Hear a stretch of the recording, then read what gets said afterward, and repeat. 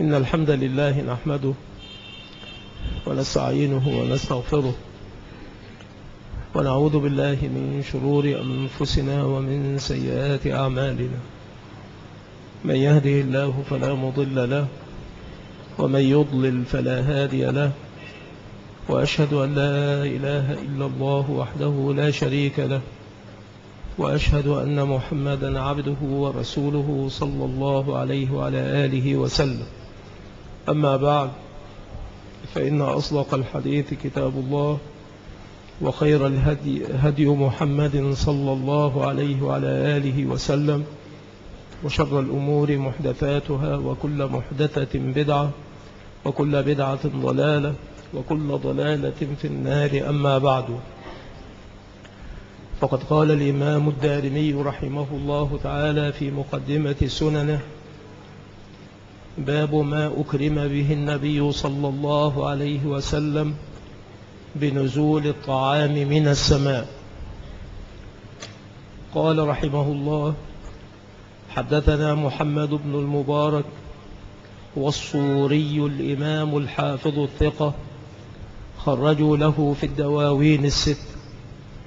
حدثنا معاوية بن يحيى الدمشقي أبو مطيع قال حدثنا أرطاءة بن المنذر والألهاني الإمام الحافظ الفقيه الثقة، متفق على توثيقه، عن ضمرة بن حبيب أبي عتبة الحمصي، وثقه الأئمة، وحديثه عند الأربعة.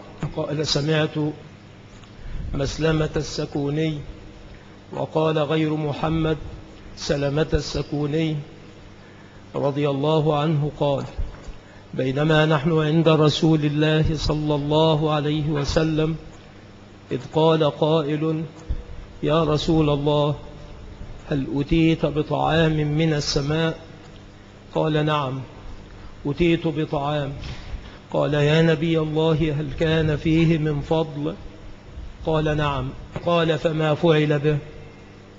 قال: رفع إلى السماء، وقد أوحي إلي أني غير لابث فيكم إلا قليلا، ثم تلبثون حتى تقولوا متى متى، ثم تأتوني أفنادا، يفني بعضكم بعضا، بين يدي الساعة موتان شديد، وبعده سنوات الزلازل.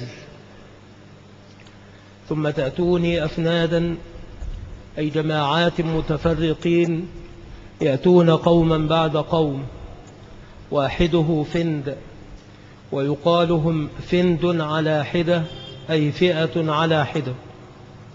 ثم تأتوني أفنادا، يفني بعضكم بعضا، بين يدي الساعة موتان شديد، والموتان وزان بطلان، الموت الكثير الوقوع. قال: وبعده سنوات الزلازل. وهذا الحديث إسناده ضعيف لضعف معاوية بن يحيى إن كان الصدفي، وأما إن كان الأطربالسي فهو أحسن حالا من الصدفي. والحديث صحيح، وقد أخرجه ابن حبان في صحيحه، وكذا في موارد الظمآن.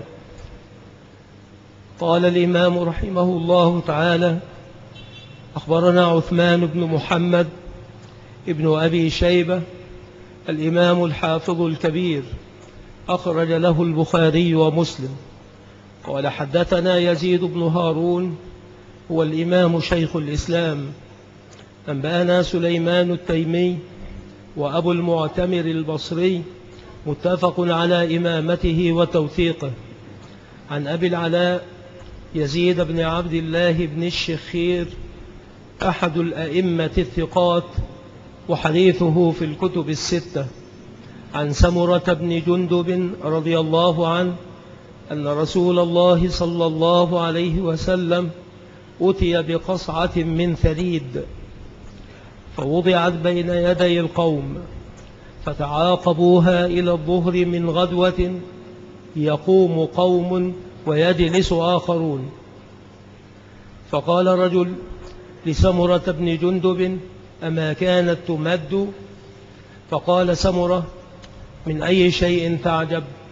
ما كانت تمد إلا منها هنا، وأشار بيده إلى السماء.